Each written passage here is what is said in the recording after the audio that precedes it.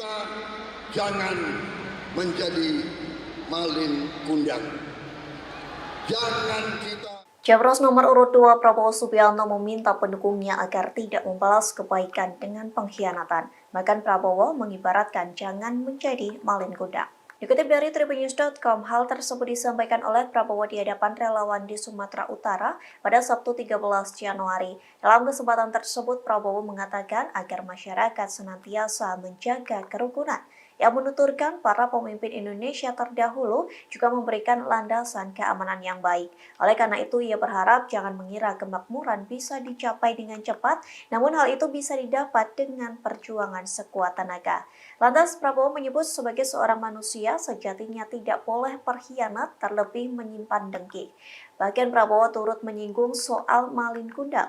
Orasi tersebut pun disambut sorakan riuh dari relawannya.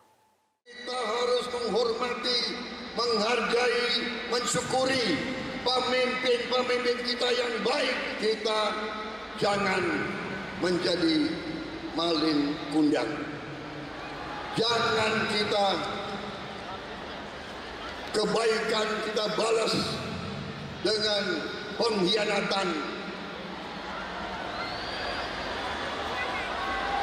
Jerih payah dibalas dengan kedengkian.